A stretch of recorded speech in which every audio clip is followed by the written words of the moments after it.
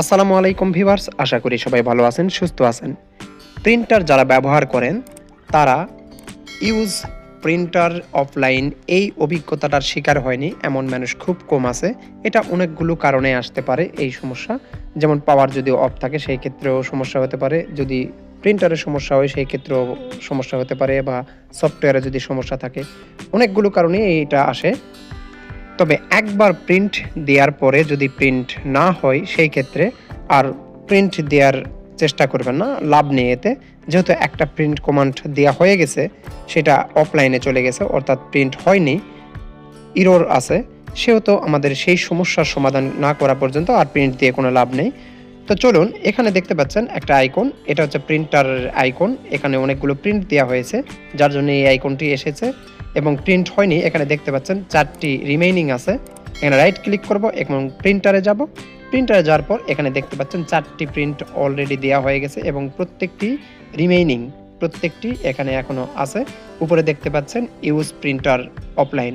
এখান থেকে প্রিন্ট থেকে এখানে অফলাইনে একটা টিক থাকবে, এই টিকটি উঠিয়ে দিবেন, প্রাথমিক কাজ।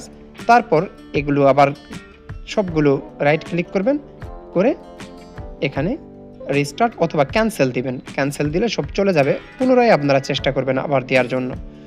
তো এখান থেকে আমি সবগুলো ডিলিট দিয়ে দিলাম।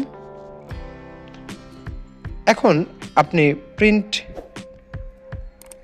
অন করবেন, অফ করে অন করবেন। করার পর আপনারা দেখতে পাবেন যে প্রিন্টার রেডি থাকবে। এখন আমি চলে যাব প্রিন্টারে, যে কোনো একটা প্রিন্ট দেওয়ার জন্য আমি একটা ডকুমেন্ট ওপেন করলাম এবং প্রিন্টারে যাব। এখন দেখুন এখানে কিন্তু রেডি আছে, অর্থাৎ প্রিন্ট এখন যদি দেওয়া হয় তাহলে প্রিন্ট হবে। আমরা সরাসরি প্র্যাকটিক্যাল দেখি, প্রিন্ট দেওয়ার চেষ্টা করি।